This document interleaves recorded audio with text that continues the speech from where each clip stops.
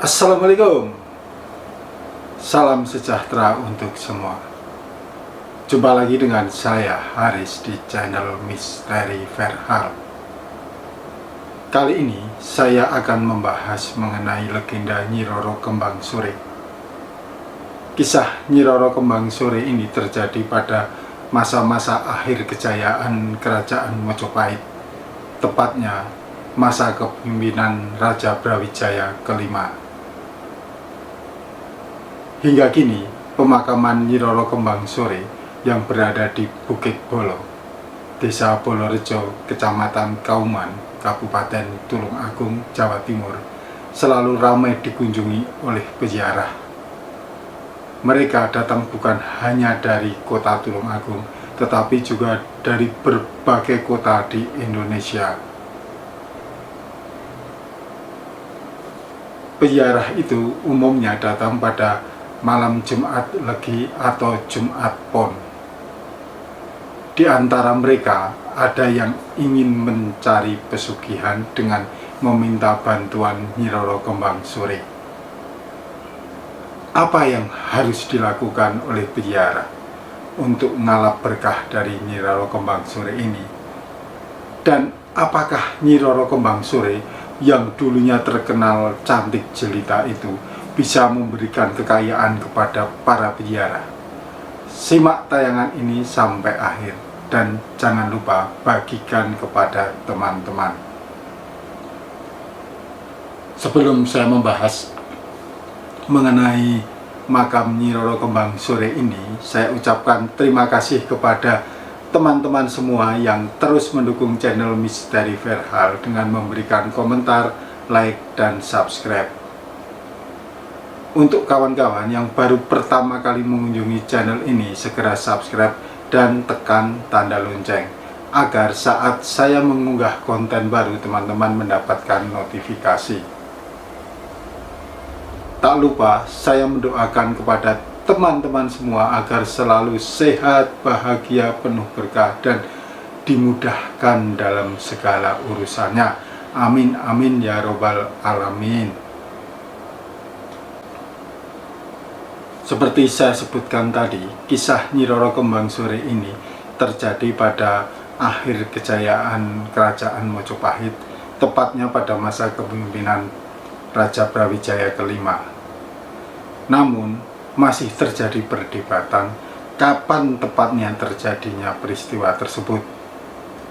Ada yang menyebutkan terjadi pada tahun 1218, tapi ada pula yang menyebutkan terjadi antara tahun 1430 sampai 1434. Sulit memastikan tahun terjadinya cerita ini karena tidak ada bukti tertulis berupa serat maupun prasasti yang menjelaskan mengenai kejadian tersebut. Siapa sebenarnya Nyi Roro Kembang Sore? Nyi Roro Kembang Sore adalah seorang putri dari Adipati Bedalem dan Roro Retno Mursoto dari Kadipaten Petak.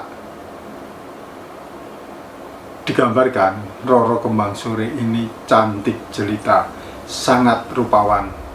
Ilustrasi yang saya gambarkan tidak bisa melukiskan kecantikan dari seorang Nyi Roro Kembang Sore. Walau mampu memikat banyak laki-laki, namun hingga akhir hayatnya Nyi Roro Kembang Sore tidak pernah menikah dan ia memilih menjadi seorang resi. Sebelum saya melanjutkan cerita lebih banyak lagi, saya ingatkan bahwa cerita ini sangat panjang karena terkait dengan sejarah Kerajaan Majapahit. Jadi siapkan kopi dan juga jangan lupa rokok bagi yang merokok ya. Dikisahkan pada zaman Mojopahit dipimpin oleh Brawijaya V, di Kadipaten Ngrowo terdapat perguruan besar yang terkenal dengan pendidikan kanuragan dan keagamaannya. Perguruan tersebut dipimpin oleh Kiai Pacet. Lokasinya berada di Pedukuhan Bonorowo, sekitar campur darat. Karena penasaran dengan perguruan tersebut, Raja Brawijaya kelima mengutus salah satu anaknya, yaitu Pangeran Lembu Peteng, untuk berguru ke Kyai Pacet. Kyai Pacet ini mengajarkan ilmu Jaya Kawijayan. Beberapa murid pilihan Kyai Pacet diantaranya adalah Pangeran Kalang dari Tanggul Angin, Pangeran Bedalem dari Kadipaten Betak, Kiai Kasan Besari dari Dukuh Tunggul, serta Pangeran Lembu Peteng dari Kerajaan Majapahit. Pada suatu malam di bulan Suro, Kyai Pacet mengadakan pertemuan. Dalam pertemuan tersebut, Kyai Pacet memberikan wejangan kepada murid-muridnya. Ia juga membahas jika salah satu muridnya mendirikan perguruan tanpa sepengetahuannya. Ia khawatir karena perguruan itu mengajarkan ilmu hitam. Kyai Pacet tidak menyebut siapa murid yang dimaksud. Tetapi Kiai Kasan Besari merasa tersinggung dengan perkataan Kyai Pacet tadi. Karena marah, Kiai Kasan Besari meninggalkan Bonorowo tanpa pamit. Mengetahui Kiai Kasan Besari meninggalkan Bonorowo tanpa pamit, Kyai Pacet mengutus dua orang muridnya, yaitu Pangeran Kalang dan Pangeran Bedalem, untuk membujuk dan menasihati Kyai Kasan Besari agar kembali ke Bonorowo. Kyai Pacet mengutus Pangeran Kalang dan Pangeran Bedalem karena kedua murid tersebut diam-diam juga berguru dengan Kyai Kasan Besari. Setelah kedua muridnya itu pergi, Kyai Pacet berpesan agar murid yang lain tetap melanjutkan belajar di Bonorowo, sedangkan Kyai Pacet akan melakukan semedi di sebuah gua dan menyuruh Pangeran Lembu Peteng menjaganya di luar gua. Singkat cerita, Pangeran Bedalem dan Pangeran Kalang menemui Kyai Kasan Besari dan berusaha memujuknya. Namun Kyai Kasan Besari tetap marah. Akhirnya Pangeran Bedalem pulang ke Betak. Pangeran Kalang justru menghasut Kyai Kasan Besari agar melakukan pemberontakan terhadap gurunya dan membunuh sang guru. Kyai Kasan Besari terkena hasutan itu. Berangkatlah Kyai Kasan Besari dan Pangeran Kalang ke Bonorowo dengan tujuan membunuh Kyai Pacet.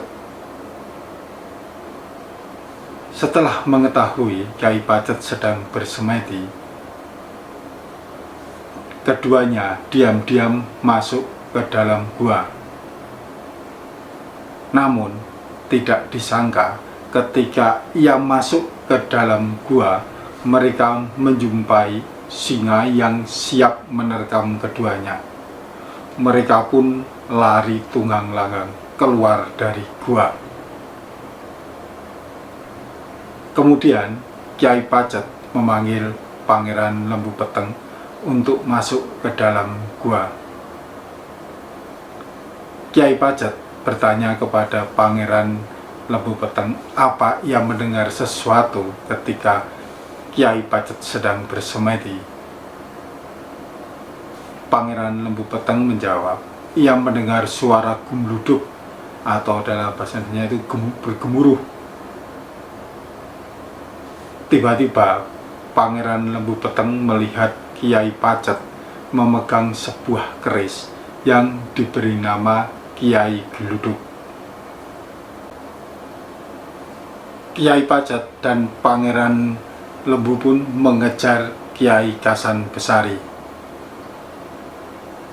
Kiai Kasan Besari yang mengetahui dirinya dikejar oleh Kiai Pacet dan Pangeran Lembu mengeluarkan ilmu kanuraganya. Ia membanting sebuah kemiri yang berubah menjadi seekor harimau. Tak mau kalah, Kiai Pacet mengimbanginya dengan memukul bungkul gamparan. Bungkul gamparan itu ujung dari bakiak atau teklek. Teklek itu yang ujungnya itu, itu dipukulkan, yang kemudian berubah menjadi seekor ular. Harimau milik Kiai Kasan Besari dan ular Kiai Pacet pun berkelahi. Harimau Kiai Kasan Besari kalah dan berubah menjadi kemiri lagi. Karena terdesak, Kiai Kasan Besari melarikan diri, sedangkan Kiai Pacet dan Pangeran Lembu Peteng memilih kembali ke Bonorowo. Di Bonorowo, Kiai Pacet mengutus murid-muridnya untuk mengejar dan menangkap Pangeran Kalang serta Kiai Kasan Besari yang melarikan diri. Ekspedisi tersebut dipimpin oleh Pangeran Lembu Peteng. Setelah ketemu, terjadilah peperangan sengit. Karena kalah jumlah pasukan, Pangeran Kalang dan Pangeran Kasan Besari melarikan diri. Kiai Kasan Besari melarikan diri ke arah Ringin Pitu, sedangkan Pangeran Kalang terus dikejar oleh Pangeran Lembu Peteng ke arah Kadipaten Betak. Sesampainya di Kadipaten Betak, Pangeran Kalang bersembunyi di Taman Sari. Di sana, Pangeran Kalang bertemu dengan putri dari Pangeran Bedalem, yaitu Roro Kembang Suri. Pangeran Kalang pun menceritakan kepada Roro Kembang Suri bahwa dirinya sedang dikejar-kejar oleh Pangeran Lembu Peteng. Ia bermaksud ingin bersembunyi di Taman Sari. Roro Kembang Suri memberi izin karena Pangeran Kalang adalah pamannya sendiri. Dia adalah adik dari Pangeran Bedalem. Tak lama kemudian, Pangeran Lembu Peteng tiba di taman tersebut. Ia pun bertemu dengan Roro Kembang Suri.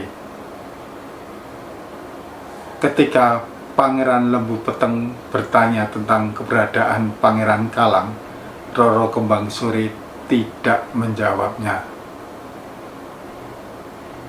Melihat kecantikan Roro Kembang Suri, Pangeran Lembu Peteng jatuh hati. Ia pun menyatakan perasaannya. Dan ternyata Roro Kembang Suri juga memiliki perasaan yang sama terhadap Pangeran Lembu Peteng. Dua remaja yang sedang dimabuk asmara itu pun memadu kasih di taman tersebut. Pangeran Kalang yang ketika itu bersembunyi di Taman Sari mengetahui apa yang terjadi dengan keponakannya, Roro Kembang Suri dan Pangeran Lembu Peteng. Diam-diam, Pangeran Kalang masuk ke dalam kadipaten dan melaporkan peristiwa tersebut kepada Pangeran Bedalem.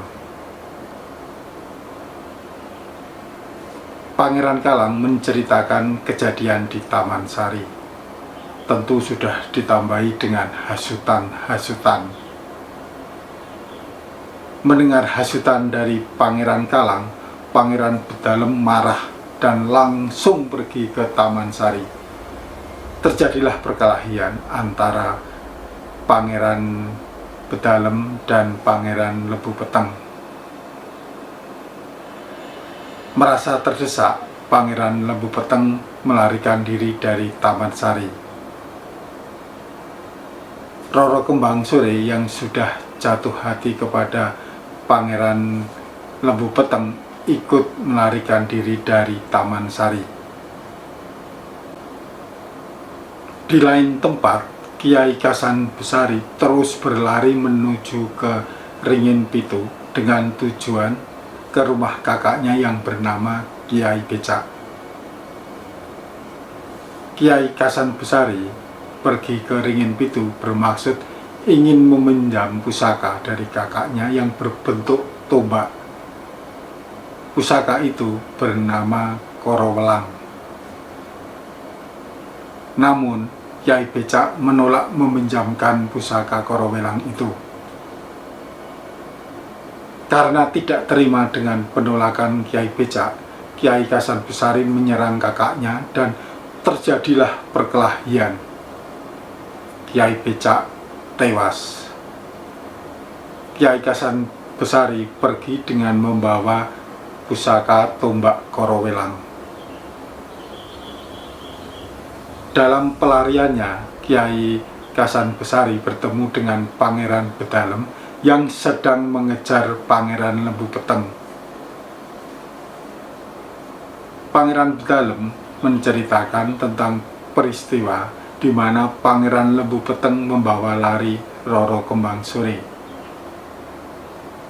Kiai Kasan Besari pun bersedia membantu. Keduanya segera pergi mencari Pangeran Lembu Peteng. Saat Pangeran Lembu Peteng dan Roro Kembang Sore sedang beristirahat di tepi sungai, datanglah Kiai Kasan Besari dan Pangeran Bedalem. Pangeran Lembu Peteng dapat ditangkap dan dibunuh, lalu jenazahnya dibuang ke sungai. Roro Kembang Sore berhasil melarikan diri dari tangkapan ayahnya dan juga Kiai Kasan Besari. Kabar kematian Pangeran Lembu Peteng sampai juga ke telinga Raja Brawijaya kelima. Ia memerintahkan untuk menangkap Kiai Kasan Besari dan Pangeran Bedalem. Mengetahui dikejar tentara Majapahit, Pangeran Bedalem bunuh diri. Kiai Kasan Besari pun akhirnya meninggal dunia setelah bertempur dengan prajurit Majapahit. Saat Pangeran Bedalem meninggal dunia, posisi Adipati Betak lowong. Pangeran Kalang pun diangkat menjadi Adipati Betak. Pangeran Kalang ini terpikat dengan kecantikan Roro Inggit, adik dari Retno Mursodo yang juga ibu dari Roro Kembang Sore. Roro Inggit ingin dijadikan istri oleh Adipati Kalang, tetapi Roro Inggit menolak. Retno Mursodo juga tak menyetujui. Adipati Kalang memaksanya, namun Roro Inggit dan Retno Mursodo memilih melarikan diri dari Kadipaten dan berlari menuju ke pelosok kandang. Kita kembali ke peristiwa yang dialami oleh Roro Kembang Sore. Ketika Pangeran Lembu Peteng berkelahi melawan Kiai Kasan Besari, Roro Kembang Sore berhasil melarikan diri menuju ke desa Dadapan. Di desa tersebut, ia menumpang pada seorang janda yang bernama Mbok Rondo Dadapan. Mbok Rondo Dadapan ini memiliki seorang anak laki-laki bernama Joko Tawang. Joko terpikat dengan kecantikan Roro Kembang Sore dan ingin menyuntingnya, tetapi selalu ditolak secara halus. Karena Joko Tawang terus mendesak, Roro Kembang Sore akhirnya memberi syarat. Joko Tawang harus menjalani topo bisu di sebuah desa di dekat gunung. Joko Tawang menyetujui syarat itu dan menjalankan Topo Bisu. Ikatan janji antara Roro Kumbang Sore dan Joko Tawang ini tidak diketahui oleh Mbok Rondo Dadapan. Saat Joko Tawang pergi ke gunung di dekat desa itu untuk menjalani Topo Bisu, Roro Kumbang Sore juga ikut pergi menuju ke Gunung Cilik. Ketika Mbok Rondo Dadapan pulang ke rumah, ia mendapati rumahnya kosong. Ia pergi ke sana kemari, memanggil-manggil kedua anak tersebut, tetapi tidak ada jawaban. Akhirnya Mbok Rondo menemukan Joko Tawang sedang duduk termenung menghadap ke barat. Dipanggilnya berulang kali, tapi Joko Tawang tetap membisu. Ya, karena Joko Tawang sedang menjalani Topo Bisu, syarat yang diajukan oleh Roro Kumbang Sore. Mbok Rondo Dadapan yang tidak mengetahui jika si Joko ini sedang melakukan Topo Bisu jengkel dan mengumpat kepada si Joko Tawang, "Bocah diceluk kok meneng wae kaya watu." Maksudnya, anak dipanggil kok diam saja seperti batu. Seketika Joko Tawang berubah menjadi batu. Roro Kumbang Sore yang pergi ke Gunung Cilik untuk menjadi resi. Ia mengubah namanya menjadi Resi Winardi. Ia memiliki dua cantrik bernama Sarwo dan Sarwono. Pada suatu hari, Patih Pramada mendengar bahwa di Gunung Cilik terdapat seorang pendeta wanita bernama Resi Winardi. Karena penasaran, Patih Pramada pergi ke Gunung Cilik untuk membuktikan kebenaran kabar tersebut. Di lain tempat, Resi Winardi mengutus salah satu cantriknya, Sarwo, untuk pergi ke Kadipaten Betak dan bertemu dengan Adipati Kalang. Tujuannya untuk mengadu kekuatan pusaka Resi Winardi yang bernama Keris Puspitarawe dengan pusaka yang dimiliki oleh Adipati Kalang. Dengan perjanjian, apabila pusaka Resi Winardi kalah, maka Resi Winardi akan tunduk dengan Adipati Kalang. Namun sebaliknya, apabila pusaka Adipati Kalang kalah dan ia menginginkan pusaka milik Resi Winardi, maka ia harus memintanya sendiri kepada Resi Winardi di Gunung Cilik dengan syarat Adipati Kalang harus berjalan jongkok dan dilarang menghadap ke atas sebelum mendapat izin dari Resi Winardi. Selain Sarwo yang diutus pergi ke Kadipaten Betak, Resi Winardi juga mengutus cantrik yang lain, yaitu Sarwono, untuk pergi ke Kadipaten Betak juga. Sarwono diutus untuk menyamar dan masuk ke Taman Sari Kadipaten Betak guna mencabut sumbat ijo yang berada di bawah batu gilang di Taman Sari. Singkat cerita, Adipati Kalang menerima tantangan dari Resi Winardi. Sarwo dan Adipati Kalang pergi ke alun-alun untuk adu pusaka.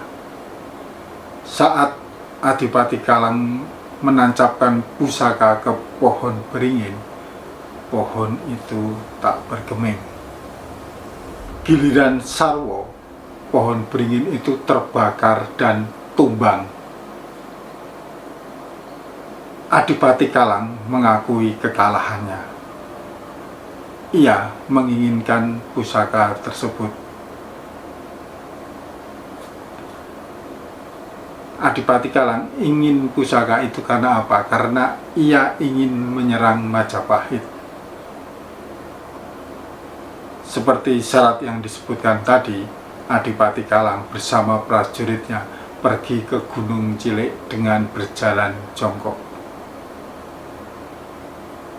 Di tempat lain, Sarwono yang diutus masuk ke Taman Sari berhasil mencabut sumbat ijuk yang diarahkan oleh Resi Winardi. Ketika sumbat ijuk tersebut dicabut, dari tempat itu memancarkan air yang besar dan mampu menenggelamkan Kadipaten Betak. Sarwono berhasil menyelamatkan diri dengan naik di atas getek, yaitu perahu yang terbuat dari bambu. Saat Sarwono ingin menghadap ke Resi Winardi, ia bertemu dengan Retno Mursodo yang juga ingin pergi ke Gunung Cilik. Di Gunung Cilik, Retno Mursodo bertemu dengan Resi Winardi dan menceritakan semua yang dialami serta kejadian di mana Roro Inggit bunuh diri. Setelah mendengar semua cerita Retno Mursodo, Resi Winardi mengaku bahwa dirinya sebenarnya adalah Roro Kembang Sore. Tak selang lama, datanglah rombongan Patih Pramada beserta pasukannya. Mereka membuktikan sendiri tentang adanya pendeta wanita. Patih Pramada berhasil bertemu dengan Resi Winardi. Tak lama kemudian datang juga Adipati Kalang beserta Sarwo. Adipati Kalang masuk, kemudian ditanya apa tujuannya menginginkan pusaka itu. Adipati Kalang mengatakan ingin lebih kuat, lalu menyerang Majapahit. Setelah mengatakan demikian, maksudnya ingin menyerang Majapahit, Adipati Kalang disuruh menghadap ke atas. Seketika Adipati Kalang kaget dan langsung melarikan diri karena melihat Patih Pramada dan rombongan prajuritnya juga berada di sana. Patih Pramada pun mengejar Adipati Kalang. Kemudian terjadilah peperangan yang hebat. Semua prajurit Adipati Kalang tewas. Adipati Kalang juga berhasil ditangkap, yang kemudian juga tewas. Akibat kematian Adipati Kalang, Kadipaten Betak mengalami kekosongan pemimpin. Retno Mursodo mengajak Roro Kembang Sore kembali ke Kadipaten Betak dan menjadi pemimpin di sana. Namun, Roro Kembang Sore menolak. Ia lebih suka menjadi seorang resi. Hingga akhir hayatnya, Roro Kembang Sore tidak menikah karena ia tetap setia dengan Pangeran Lembu Peteng. Saat ini, makam Nyi Roro Kembang Sore sering dikaitkan dengan ritual mencari pesugihan. Untuk mendapatkan kekayaan, konon peziarah harus melakukan ritual seks seperti yang dilakukan di Gunung Kemukus. Kabar sesat ini dibantah tegas oleh juru kunci makam yang bernama Basuki. Memang pada Jumat Legi dan Jumat Pon banyak penziarah yang datang ke makam yang terletak di Bukit Bolo ini. Mereka ada yang membawa sesaji berupa kembang telon, minyak wangi, dan kemenyan. Juga nasi gurih panggang ayam atau kambing. Apabila keinginannya terkabul, mereka harus menyembelih kambing di makam Nyi Roro Kembang Sore serta mengadakan kenduri di sana. Mitos lain yang beredar saat datang ke makam Nyi Roro Kembang Sore tidak boleh membawa suami atau istri. Jika ini dilanggar, keutuhan keluarga bisa terancam, alias akan terjadi perceraian.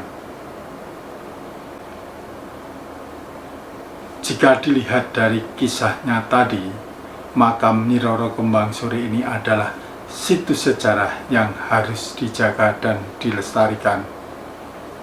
Tugas pemerintah dan kita adalah meluruskan sejarah agar jangan sampai situs sejarah dikaitkan dengan mitos yang kebenarannya diragukan.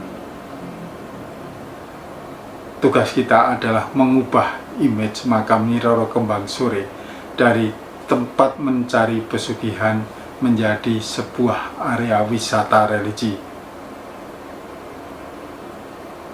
Apakah teman-teman memiliki pengalaman berziarah ke makam Nyi Roro Kembang Sore? Atau malah ada di antara kawan-kawan yang sudah menggelar atau mengikuti ritual mencari pesugihan di makam tersebut? Jika iya dan ingin menjadi narasumber kami, silahkan menghubungi email misteri.verhal@gmail.com atau mengirim message di Facebook dan Instagram yang alamatnya ada di kolom deskripsi. Kalau nggak mau ribet, cukup nulis komentar di kolom komentar yang ada di bawah ini. Nanti kami yang akan menghubungi teman-teman. Jangan lupa ikuti terus channel Misteri Verhal, karena episode mendatang saya akan membawakan cerita horor dan berita misteri lainnya. Sampai jumpa. Dah. Wassalamualaikum warahmatullahi wabarakatuh.